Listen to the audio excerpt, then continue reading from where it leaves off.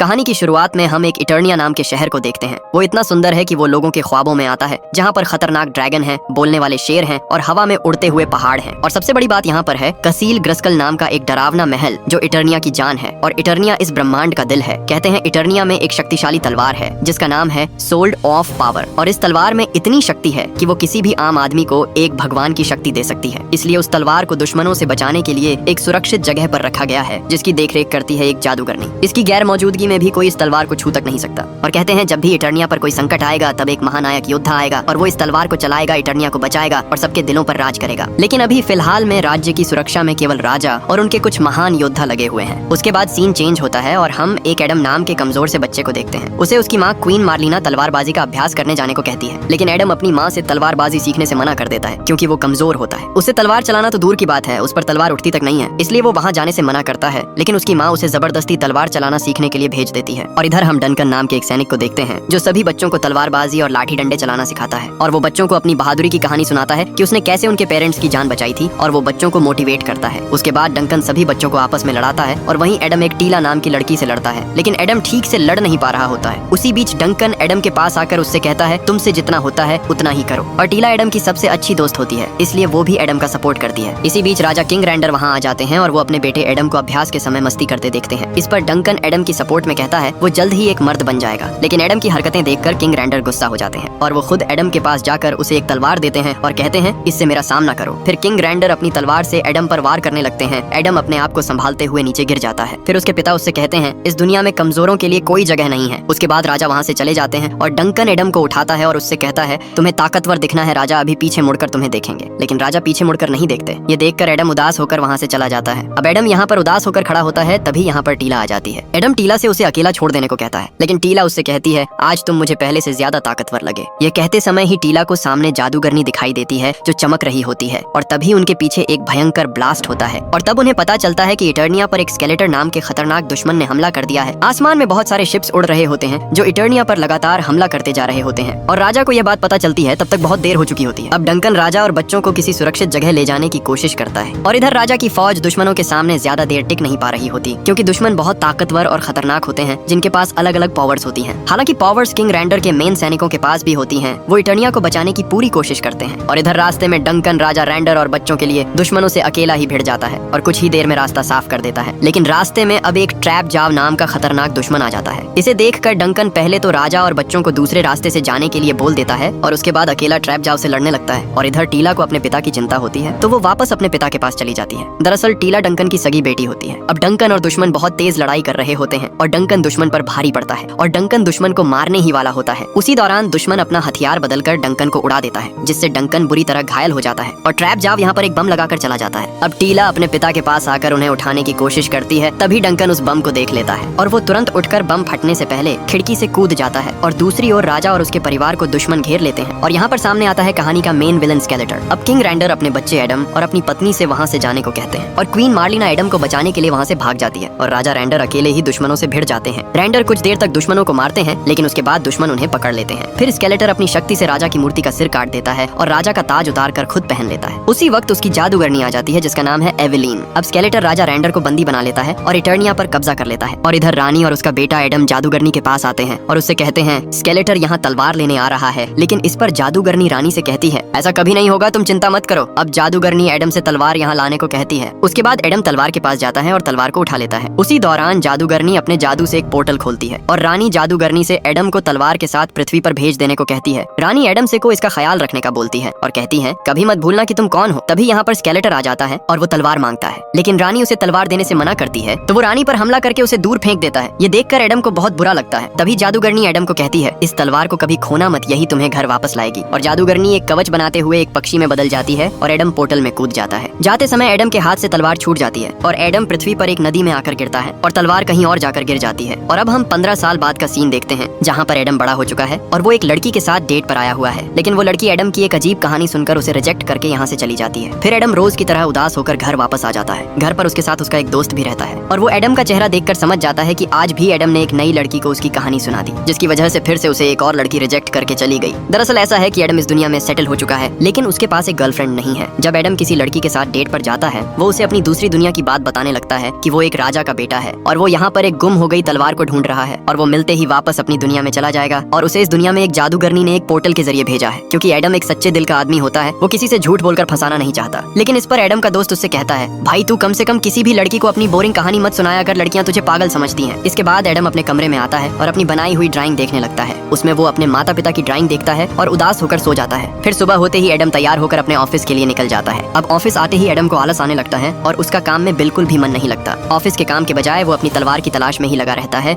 और ऑनलाइन लोगों से पूछता है कि किसी ने इस तलवार को देखा है। एडम को ऐसा करते हुए उसकी एचआर देख लेती है। अब यहाँ पर एडम बहाने बनाता है, लेकिन उसके बहाने काम नहीं आते और एचआर उसे अपने केबिन में बुलाकर काम न करने पर बहुत कुछ सुनाने लगती है। लेकिन उसी समय एडम के फोन पर एक मैसेज आता है जिसमें किसी ने उस तलवार को देखा होता है। लेकिन एचआर एडम को फोन से हाथ लगाने से मना करती है। फिर भी एडम फोन उठाकर मैसेज देखता है और तलवार के बदले कोई उसे $300 मांगता है। यह देखकर एडम अपनी एचआर की एक नहीं सुनता और तुरंत वहाँ से उठकर चला जाता है, क्योंकि एडम इस मौके को अपने हाथ से जाने नहीं दे सकता था। उसके बाद एडम एक टॉयज मॉल में आ जाता है और उस आदमी को ढूंढने लगता है जिसने उसे मैसेज किया था। अब एडम मॉल में हर किसी से उस तलवार के बारे में पूछने लगता है। लोग एडम की अजीब बातों से उसे पागल समझने लगते हैं। लेकिन सही समय पर वो आदमी एडम के पास आ जाता है जिसने उसे मैसेज किया था। फिर वो आदमी एडम को उसकी तलवार तक ले जाता है और तलवार एक टॉय के हाथ में रखी होती है। आदमी एडम से कहता है वो रही तेरी तलवार, जाकर ले ले। लेकिन एडम उससे कहता है मैं ऐसे नहीं ले सकता उसे। इस पर आदमी कहता है वो तेरी है या तेरे दादा की, मुझे तो सिर्फ पैसों से मतलब था। ये कहकर आदमी वहाँ से चला जाता है और अब एडम तलवार को टॉय के हाथ से निकालने की कोशिश करता है। लेकिन मॉल का स्टाफ उसके पास आकर कहता है हाथ लगाना मना है। लेकिन एडम उससे कहता है तुम टेंशन मत लो, ये तलवार मेरी ही है। उसके बाद एडम तलवार को निकालने की पूरी कोशिश करता है और अजीब सी हरकतें भी करता है। ये देखकर लोग उसकी वीडियो बनाने लगते हैं। अब जैसे तैसे एडम तलवार को निकाल लेता है। फिर एडम लोगों से कहता है अभी बिजली चमकेगी और मैं यहाँ से गायब हो जाऊंगा। फिर एडम तलवार को ऊपर उठाकर उसे यूज करने की कोशिश करता है, लेकिन वहाँ पर कोई बिजली नहीं चमकती। ये देखकर एडम उदास हो जाता है। उसी बीच एडम वहाँ से तलवार लेकर भाग जाता है और तलवार को अपने घर ले आता है। एडम अपने रूम में जाकर तलवार से बातें करता है और अपने डेड की पेंटिंग देखकर उदास हो जाता है और तलवार के साथ ही सो जाता है। सुबह होते ही एडम के घर पुलिस आ जाती है, क्योंकि उसने मॉल से चोरी की होती है। उसके बाद पुलिस एडम को पकड़कर थाने ले जा रही होती है। तभी रास्ते में उन्हें बहुत ज्यादा ट्रैफिक जाम मिलता है। ट्रैफिक देखकर दोनों पुलिस वाले गाड़ी से उतर कर देखते हैं तो सभी लोग अपनी अपनी गाड़ियों से निकलकर भाग रहे होते हैं और अगले ही पल हम देखते हैं कि लोगों पर एक खतरनाक बीस्ट ने हमला कर दिया होता है। और उसी वक्त बीस्ट एडम को देखकर सीधे उसकी गाड़ी के ऊपर आ जाता है और उसका गेट खोलने लगता है। तभी एडम अपनी तलवार उठाकर उससे कांच तोड़कर यहाँ से भाग जाता है। बीस्ट एडम को देखकर तेजी से उसके पीछे आने लगता है और उसके पास आकर उस पर जोरदार हमला करता है, जिससे एडम दूर जाकर गिरता है। अब बीस्ट एडम के पास आकर उसे मारने ही वाला होता है, लेकिन सही वक्त पर एडम की बचपन की दोस्त टीला वहाँ पर आ जाती है और एडम को बचा लेती है और टीला बीस्ट को मारकर ब्रिज से नीचे गिरा देती है। अब टीला एडम को पहचान लेती है और उसे उसका नाम लेकर बुलाती है और एडम भी अब टीला को पहचान जाता है। उसके बाद टीला एडम को घर ले जाने के लिए हाथ आगे बढ़ाती है। उसी दौरान बीस्ट फिर से टीला पर हमला कर देता है, लेकिन टीला अपने आप को उससे बचाकर यहाँ से एडम के साथ भागने लगती है। अब टीला यहाँ पर आकर छिप जाती है और बीस्ट उसे सूंघते हुए ढूंढ रहा होता है। यह देखकर एडम टीला से कहता है ये भैंसा मुझसे क्या चाहता है। इस पर टीला एडम को कहती है उसे तुम नहीं, यह तलवार चाहिए। जब तुमने तलवार को छुआ तब तलवार ने एक संकेत भेजा था और उस संकेत से सभी को पता चल गया कि तलवार कहाँ पर है और इसलिए ये मॉन्स्टर्स तलवार के लिए इस दुनिया में आ गए हैं। रटीला एडम से कहती है कि तुम्हें संकेत भेजने में इतना टाइम कैसे लग गया। इस पर एडम कहता है कि मुझसे तलवार खो गई थी। तभी बीस्ट इधर आने लगता है तो टीला और एडम यहाँ से भागते हैं और टीला ब्रिज से नीचे कूद जाती है। ये देखकर एडम की हवा निकल जाती है, लेकिन एडम ना चाहते हुए भी ब्रिज से कूद जाता है और एडम नीचे बुरी तरह गिरता है और साथ ही एक कार से बाल बाल बचता है। उसके बाद दोनों भागने लगते हैं,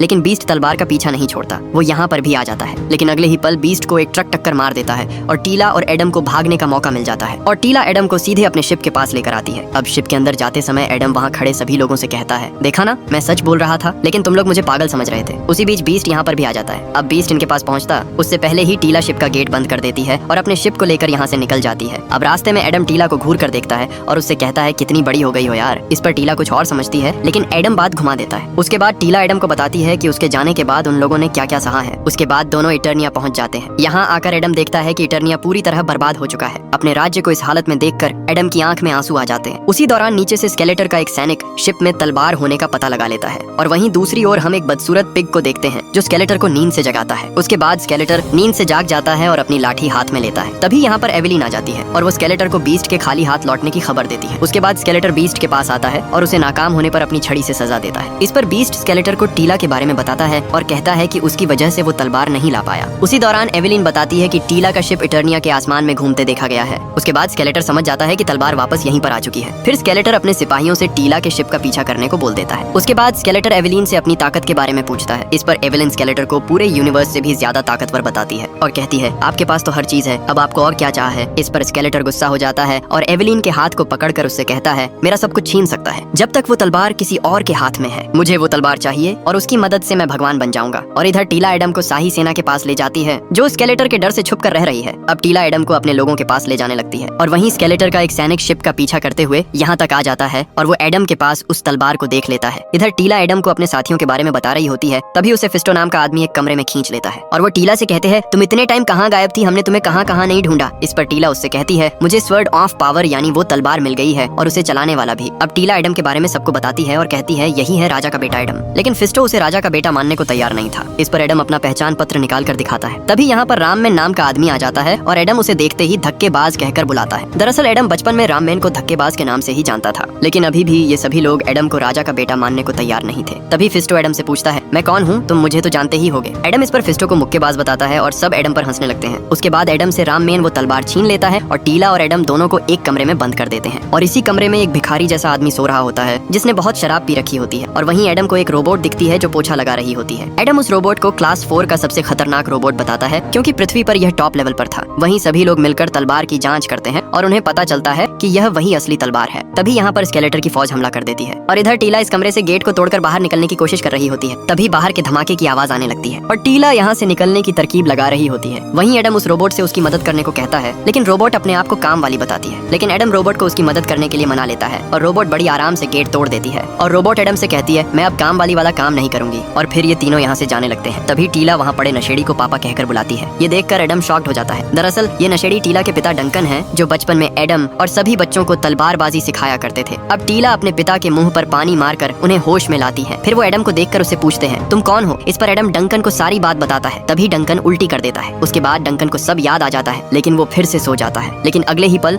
रोबोट उन्हें उठाकर टीला और एडम के साथ जाने लगती है। बाहर आकर पता चलता है कि यहाँ पर खतरनाक लड़ाई चल रही होती है। उसी समय राममैन एडम को तलवार देकर यहाँ से जाने के लिए कहता है। स्केलेटर के हाथ ये तलवार नहीं लगनी चाहिए। फिर ये सभी लोग यहाँ से भागने लगते हैं, लेकिन इनके पास तलवार होने की वजह से सभी दुश्मन इन लोगों पर ही गोलियां बरसा रहे होते हैं। वहीं टीला भागते हुए नीचे कूद जाती है। यह देखकर एडम और डंकन डर के मारे रुक जाते हैं। तभी डंकन फिसलने की वजह से बुरी तरह से नीचे गिरने लगता है। फिर टीला डंकन को उठाकर यहाँ लाती है। तभी यहाँ पर ट्रैप जाव आ जाता है। डंकन ट्रैप जाव को देखकर डर जाता है। ये देखकर एडम ट्रैप जाव से बात करने का बोलकर उसके पास चला जाता है और अपने हाथ ऊपर उठाकर बात करने की कोशिश करता है, लेकिन ट्रैप जाव एडम पर हमला करने लगता है। अब एडम अपने आप को बचाते हुए उससे कहता है कि हम बैठकर भी बात कर सकते हैं, लेकिन ट्रैप जाव लगातार एडम को मारने की कोशिश करता है। फिर एडम भी ट्रैप जाव पर हमला करता है, लेकिन एडम उसे 1 इंच भी नहीं हिला पाता है और ट्रैप जाव उसे दूर फेंक देता है। उसी दौरान टीला एडम से कहती है कि अपनी तलवार निकालो। फिर एडम उठता है और अपनी तलवार से हाथ लगाता है। तभी उसे जादूगरनी की झलक दिखती है और वो एडम से जादुई शब्द कहने का बोलती है। फिर एडम तलवार निकाल लेता है और जादूगरनी उसे वो जादुई शब्द बताती है। उसके बाद एडम तलवार को ऊपर उठाते हुए वो शब्द बोल देता है और आसमान में बिजली चमकने लगती है। तलवार की शक्ति से सभी दुश्मन दूर जाकर गिरते हैं और एडम के बेजान शरीर में दम आने लगती है। उसकी मसल्स बनने लगती हैं और उसके शरीर पर एक कवच आ जाता है और एडम बन जाता है एक शक्तिशाली योद्धा। अब एडम अपने शरीर में एक अलग ही पावर को महसूस करता है। इधर टीला भी एडम को इस रूप में देखकर इटर्निया का मसीहा मान लेती है। तभी ट्रैप जाव एडम पर हमला कर देता है, लेकिन अब एडम ट्रैप जाव से आसानी से लड़ पा रहा होता है। एडम उसे एक लात में दूर फेंक देता है और ट्रैप जाव एडम को 1 इंच नहीं हिला पाता है। उसके बाद ट्रैप जाव एडम पर लेजर गन से हमला करता है, लेकिन एडम उसके पास आकर उसे पकड़ लेता है और उसके हाथ की गन को तोड़ देता है। ये देखकर एडम सोचता है कि उसमें कुछ ज्यादा ताकत नहीं आ गई है। उसके बाद एडम सभी सैनिकों को उसी गन से मार देता है। फिर टीला एडम को लेकर अपनी शिप से स्केलेटर की नाक के नीचे से निकल जाते हैं। यह देखकर स्केलेटर अपने नाकाम हुए सैनिकों पर बहुत गुस्सा होता है और कहता है, मुझे किसी भी कीमत पर वो तलवार चाहिए, और वो अपनी फौज को फिर से तलवार लाने के लिए एडम के पीछे लगा देता है। इधर टीला दुश्मनों से अपने शिप को बचाते हुए ले जा रही होती है, लेकिन दुश्मन इनका पीछा छोड़ने को तैयार नहीं है। दुश्मन अपने शिप से टीला के शिप को टक्कर मारने लगते हैं। यह देखकर टीला एडम से दुश्मनों की छुट्टी करने को कहती है। फिर एडम गुस्से में पीछे जाता है, जहाँ उसे एक हवा में चलने वाली बाइक दिखती है, लेकिन एडम को यह चलानी नहीं आती और वो बाइक को आगे की जगह पीछे चला देता है। उसके बाद एडम बाइक को आगे ले जाता है, लेकिन उससे बाइक कंट्रोल नहीं होती और वो नीचे की ओर गिरने लगती है। पर एडम जैसे तैसे उसे कंट्रोल करता है और चलाने लगता है। अब एडम दुश्मनों को काफी दूर तक दौड़ाता है। वहीं टीला एक शिप को डिस्ट्रॉय कर देती है, लेकिन उसी बीच टीला की शिप का एक इंजन ब्लास्ट हो जाता है और उसकी शिप नीचे गिरने लगती है। इधर एडम भी तेजी से नीचे गिर रहा होता है। एडम अपना दिमाग लगाकर सही समय पर अपनी बाइक को छोड़ देता है, जिससे दुश्मनों की ज्यादातर शिप्स नष्ट हो जाती हैं और एडम एक दूसरे शिप पर जाकर गिरता है। अब एडम उसमें से दुश्मन को निकालकर फेंक देता है और खुद उसे चलाने लगता है। इधर टीला की शिप नीचे टकराने ही वाली होती है। उसी बीच डंकन पीछे जाकर लेजर गन से दुश्मनों पर हमला करने की कोशिश करता है, लेकिन तभी उसके सामने एडम आ जाता है। अब डंकन एडम को वहाँ से हटने को कहता है। तभी एक दुश्मन एडम के शिप को पीछे से काटने लगता है। यह देखकर एडम टीला के शिप पर कूद जाता है। तभी एक दुश्मन एडम पर शिप से हमला करता है, लेकिन एडम उसकी शिप को आसानी से रोक देता है और उसे घुमाकर फेंक देता है। उसी बीच टीला की शिप नीचे गिर जाती है। दूसरी तरफ स्केलेटर ने टीला के बचे हुए सभी साथियों को बंदी बना लिया होता है और स्केलेटर सभी को जान से मारने की धमकी देता है, क्योंकि उन सभी ने स्केलेटर को तलवार हासिल करने में रोक लगाई होती है। उसके बाद स्केलेटर इनके एक साथी साथी जिसका नाम घास मैन होता है उसे अपने पास लाकर उससे अपनी जान की भीख मांगने को कहता है, लेकिन वो ऐसा नहीं करता तो स्केलेटर उसे जान से मार देता है। अब सभी लोग अपने एक साथी को अपनी आंखों के सामने मरते देख बहुत ज्यादा डर जाते हैं और बेबस हो जाते हैं। उसके बाद स्केलेटर एक औरत को पकड़कर एडम के बारे में पूछता है कि वो कौन था जो तुम्हारे लिए लड़ा था। इस पर फिस्टो स्केलेटर को बताने के लिए राजी हो जाता है क्योंकि वो अब अपने साथियों को मरते नहीं देख सकता था। फिस्टो बताता है कि वो किंग रैंडर का बेटा एडम है जिसे बचपन में तलवार के साथ पृथ्वी पर भेज दिया गया था और अब वो वापस आ गया है। उसके बाद स्केलेटर इन सभी को बंदी बनाने का कहकर चला जाता है। इधर टीला अपने पिता को यहीं पर छोड़कर एडम को ढूंढने चली जाती है। वहीं डंकन को एक बॉक्स मिलता है जिसमें उसका पुराना सूट रखा होता है। इधर एडम को तलवार पर एक पक्षी बैठा दिखता है और वो एडम से कहता है तुम्हें फिर से इटर्निया में अमन और शांति लानी होगी। ये देखकर एडम पक्षी की ओर बढ़ रहा होता है। तभी यहाँ पर टीला आ जाती है और वो एडम से पूछती है कहीं लगी तो नहीं। इस पर एडम कहता है एक खरोंच तक नहीं आई। फिर दोनों वापस अपनी शिप के पास आकर देखते हैं तो डंकन अपना पुराना सूट पहनकर दाढ़ी बना रहा होता है। यह देखकर टीला अपने पुराने पिता को देखकर बहुत खुश होती है, लेकिन फिर टीला अपने पिता की पीने की आदत से गुस्सा होकर यहाँ से चली जाती है। फिर एडम भी टीला के पास चला जाता है। टीला एडम को देखकर उसे थोड़ी हेल्प मांगती है और एडम एक हाथ से ही पूरी शिप को उठा देता है। ये देख टीला के होश उड़ जाते हैं। फिर टीला अपना काम करती है। फिर टीला एडम से पूछती है कि सुपर हीरो बनने के बाद कैसा लग रहा है। इस पर एडम खुश होकर कहता है मुझे बहुत अच्छा लग रहा है। फिर टीला एडम से कहती है तुम्हारे जाने के बाद मैंने तुम्हें बहुत मिस किया और मैं हर समय तुम्हारे बारे में ही सोचती रहती थी। इस पर एडम भी टीला से कहता है मैंने भी तुम्हें बहुत याद किया और एडम धीरे धीरे टीला को किस करने वाला होता है। तभी टीला एडम को तुम मेरे छोटे भाई जैसे हो ये कह देती है